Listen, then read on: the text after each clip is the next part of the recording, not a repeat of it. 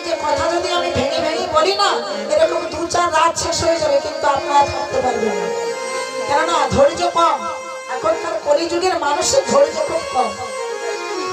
সত্যযুগে 20 বছর ধরে সাধনা করতে হয়েছিল, কিন্তু এখনকার দিন আমাদের 20 ঘন্টা কি 20 মিনিট ধৈর্য নেই। 20 মিনিট আমরা এক জায়গায় বসে থাকতে পারি না বাবা। আছে কি? 20 বছর সাধনা করেছিলাম সত্যযুগে, আর এই কলিযুগে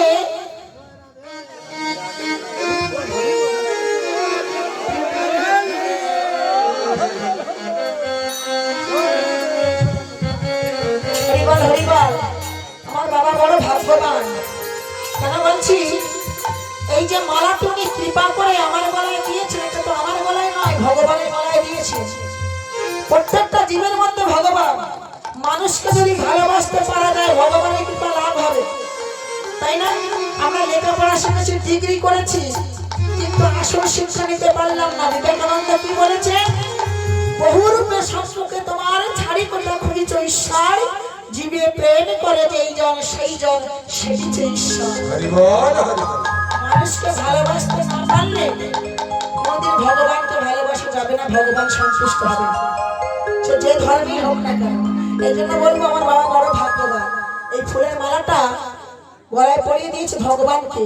ভগবানের কাছে প্রার্থনা করব আমার বাবা যেন এমনি করে ভক্ত সেবায় লেগে যেতে পারে, আমার যেন কৃষ্ণ চরণে মতি হয়। তাই নগর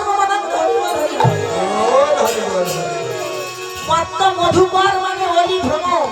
আজকে মত্ত হয়ে গেছে, মত্ত হয়ে গুনগুন গুনগুন করে ফুলের চারিপাশে বেড়ে গান গাইছি। কি বলছি? মাতাল ভ্রমণ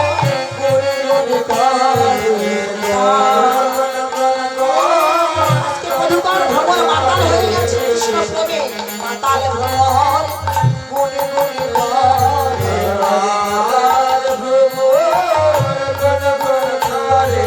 তারা ফুলে বসে না, মধু লোটে না। মাতাল ভ্রমণ গুনি গুনি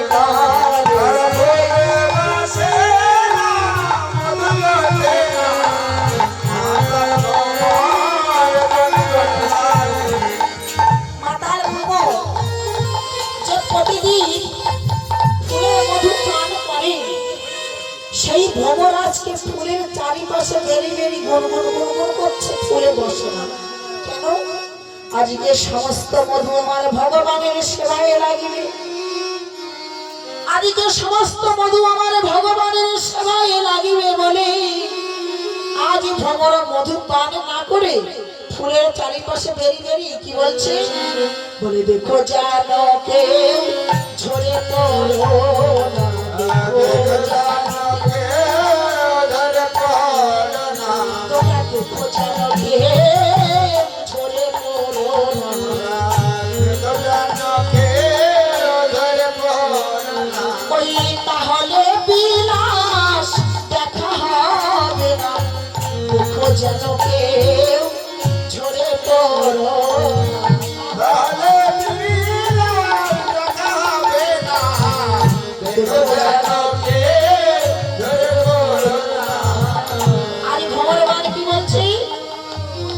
ফুলকে নয়, এই মনুষ্য কুলকে, ফুলকে নয় মনুষ্য কুলকে ইঙ্গিত করে বলছে, হে মনুষ্য জাতি, হে কলি হত জীব, তোমরা যেন কেউ অকালে মোহগ্রস্ত, ব্যাধিগ্রস্ত, মায়াগ্রস্ত হয়ে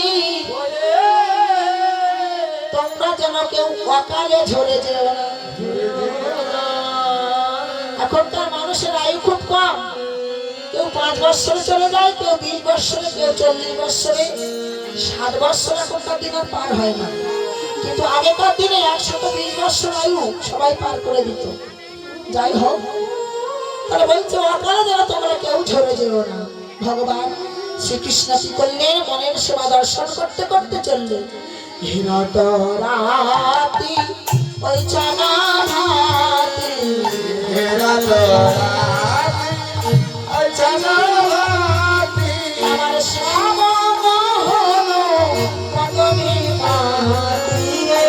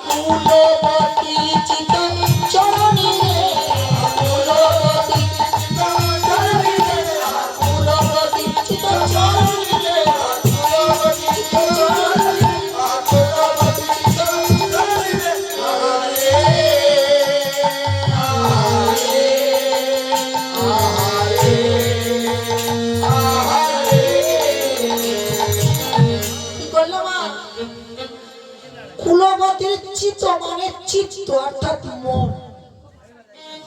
মুরলীর ধ্বনি ছুটে চললো কোথায়? যেথায় ছিল ব্রজগোপী।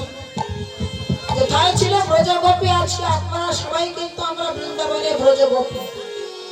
কেউ পুরুষ নয়, ভাববেন না যে আপনারা পুরুষ। আজকে পরম পুরুষ আমার গোবিন্দ। আর আমরা সবাই ভগবানের চরণের দাসী। আজকে পুরুষের মতো ভগবান। তাই মুরলীক গান পঞ্চম তানে বংশীর ধ্বনি করলেন ভগবান শ্রীকৃষ্ণ। যেই না বংশীর ধ্বনি ছুটে চলল কোথায়? যেথায় ছিল বৃন্দাবনের ব্রজগোপী। পঞ্চম তানে বাদন করলেন। প্রথম তান ইক্ষু রস, দ্বিতীয় তান গুড়, তৃতীয় তান চিনি, চিনি বাতাসা হতে পারে, চতুর্থ তান ওলা, আর পঞ্চম তান হলো নীরস। কোন সাধক যখন সাধনা করতে করতে পঞ্চম ধাপে মানে পঞ্চম স্থানে পৌঁছিয়ে যায়, তার কিন্তু ইহ জগতের কোন রস আর ভালো লাগে না। যারা সাধু হয়েছে, যারা ইস্কনে থাকে, কিংবা যারা দেখুন বড় মাপের বৈষ্ণব হয়ে গিয়েছে, তাদের কি এই সংসার ভালো লাগে? তাই তারা ভজন থেকে উত্তীর্ণ হয়ে গেছে, তাই তাদের সংসারের রস আর ভালো লাগে না। আজ মলিক ধ্বনি ছুটে চললো, গোপীদের কর্ণে প্রবেশ করেছি। ডাক দিল ভগবান, এসো এসো এসো বলেই কতই কানে মলিক ধ্বনি করলেন। সোনাত গোপী শুনতে পেয়েছে কারা? যারা ছিল গোপী, যাদের নাকি কান ভালো। হরিনাম সবার কানে পৌঁছায় না। পৌঁছায় কি? যাদের কান ভালো, যাদের মন ভালো, যাদের প্রাণ ভালো, তারাই শুনতে পেল ভগবান শ্রীকৃষ্ণের বংশী ধ্বনি। সোনাত গোপী প্রেমহিরপি মনহি মনহি আপনা সপি। হরে কৃষ্ণ, বুঝতে পারছেন আমার কথা? শোনাতো গোপী মানে শুনতে পেল গোপী। প্রেমহিরপি মানে তাদের প্রেম ভালোবাসা যা কিছু ছিল। মনহি মনহি মানে মনে মনে তারা সঁপে দিল। আপনা সপি মানে নিজেকে সঁপে দিল গোবিন্দ চরণে। মনহি মনহি আপনা সপি মনে মনে তারা সঁপে আজ মনে মনে তারা সঁপে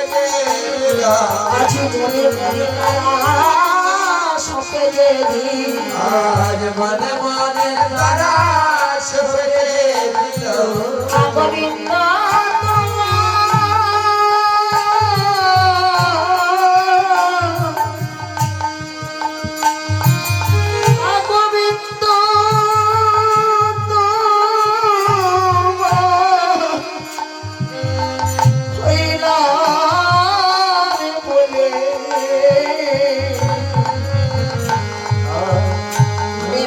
তারা সপে যে গোবিন্দ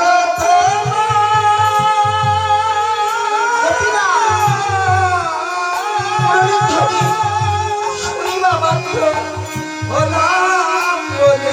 তাদের নয়ন জালে বয়ান ভাসে। হা গোবিন্দ তোমার হলাম বলে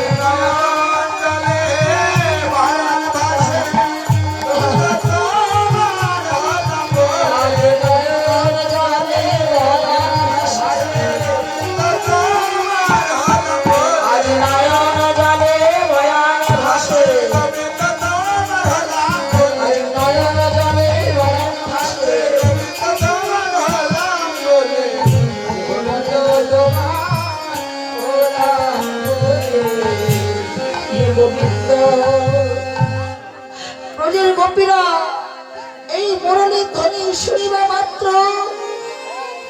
তারা চোখের জল ছেড়ে দিল। গোবিন্দ, তুমি এত নিষ্ঠুর, তুমি এত পাষাণ, তুমি এত কঠিন, তুমি এত দিয়ে